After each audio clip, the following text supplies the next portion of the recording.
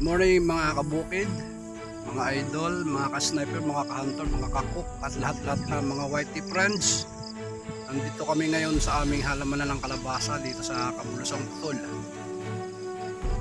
Sisikat lamang ng haring araw, pero kanina pa kami nandito dahil inagapan namin. Kami nagdidilig dito sa aming halamanan ng kalabasa. Maraming salamat nga pala sa mga nanood ng aking latest video. Sana ipatuloy kayong suporta sa Brother Ka-Sniper Mix Vlog. Mga ka-sniper, maganda na ang aming talim na kalabasa. Mutaw na yung kanyang matong dahon. Nung nakaharang araw nga pala, may isang hindi magandang pangyayari dito sa aming halamanan. Hindi namin alam kung sino ang salarin o ang numerwisyo. Pero mo mga best friend, pinagtatapakan itong aming mga binundok. Yan, hindi pa nga namin naalis ang bakas.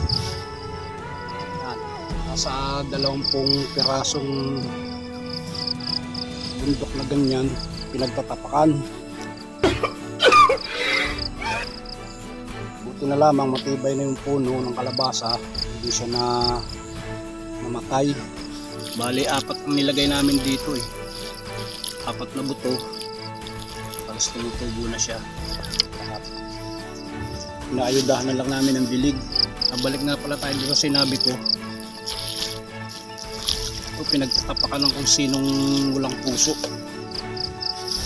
Hindi naman namin masabi mga bata ang gumawa dahil malalaki ang bakas. Nakaraang araw, bago mangyari yung pagbiyak-biyak dito sa aming mga tanim, meron ditong mga taga-ibang lugar na nagkakarga ng coco lumber gamit ang kabayo.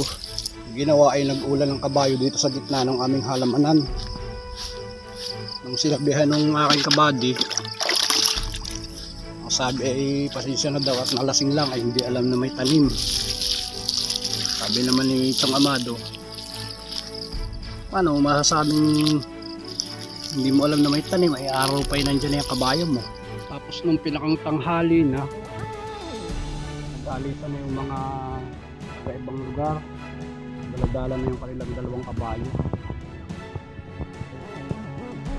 Ba, nangyayari, kinabukasan pumarit itong mga magang-maga. Nakita, puro yak-yak itong aming mga binundok dito. Hanay dito, talagang sinadya. Siguro hindi na babalik dito yung mga yun, kaya ginawa na ng kawalangyaan. Binatar na lang namin sa barangay. Ito, nagtanim din ako dito ng ilang puno na sitaw.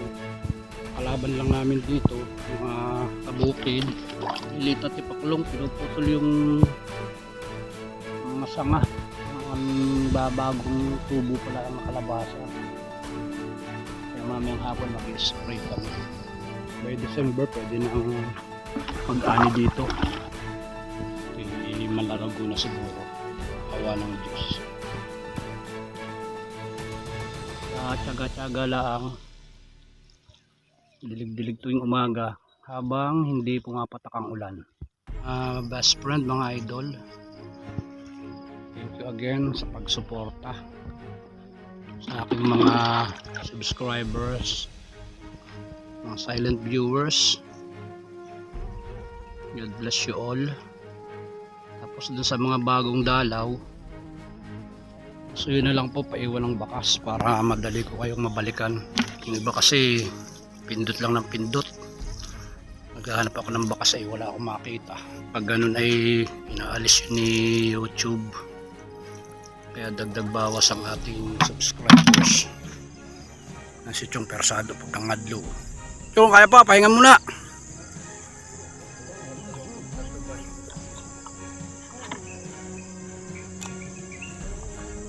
Yung ganda, ang lago. Sayang lang pagtitirahin ng tipaklong. Tsaka ang tawag dun sa parang atangya. Kaya ako dito ng pet side din, oh. Talagang hindi gaganda. Tinitira ng mga kulay dilaw na yun, maliit. Pati yung pipino ko, ganun din ang nangyari. Anong dami ng uning bato-bato dun sa parang na yun.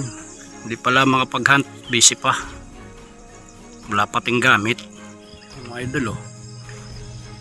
Sikat na ang araw pero hindi naman masyadong mainit pa. Yung kalsada pataas, paboritong spot ng mga magja-jogging o maglalakad. Umakyat sila dun. Diretso kasi yung kalsadang yung pataas. Kaya suwabing mag-walk-walk sa umaga. Yung ibabaw namang yun dun sa aking tita. Gagawin daw yung resort. Dito ako naninikling, kaya lang wala pang tikling ngayon masyado. Kasi mga bato-bato dyan, pananghuni. Pero sabi ni Chong, binababaan din daw ito ng bato-bato. Mga kilyawan, ang marami dito. Limukin, ughaw, para sa ring ibon. Nililimitahan dito ang hunting activity. Lalo na dun sa protected area, ibawal. Dito lang, pwede mga pest control. Tikling, yan. Nilakayan mo ang container ay. Tama-tama, unahin ay tapos na tayo. Mamaya hapon natin spray no lahat yan gagayunin. Marami ding laman nun. 2.5 liters yun. Ang kulay orange na yun. Ginagamit ko ba nung naghalaman kami kay Lola Pimia? Ano lang yung pawit lang. May kontrolan yun. Ganda na ano.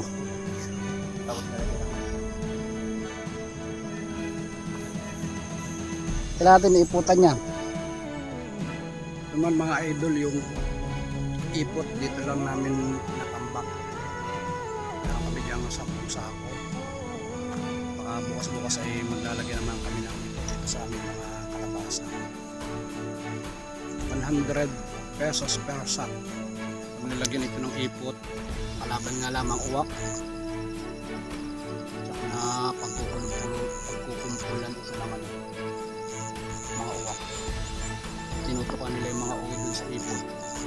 Lasakot na ni Chong. Ito na lang ibabaw ang didiligan ko. Mamaya hapon na lang ulit natin dito sa manila.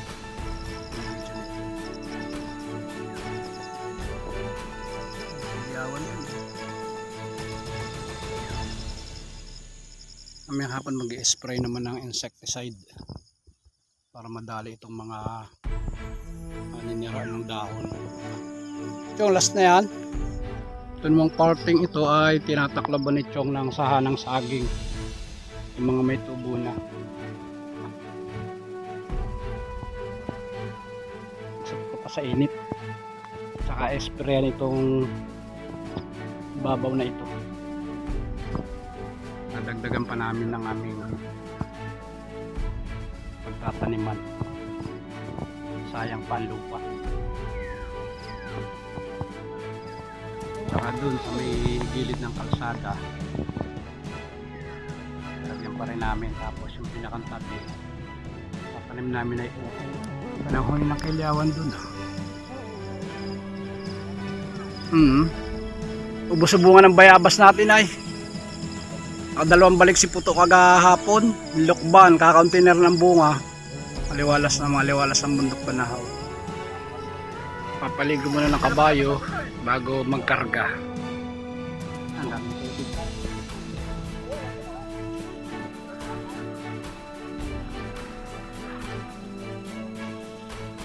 Sarap ng ligo ng kabayo. Lagi shampoo. I-prepare na si kabayo pag nakarga ng niyog.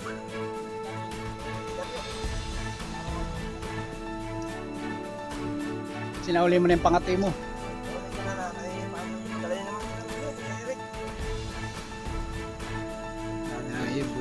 Nakakain na rin yun ng ano no. Sa akin kain na rin.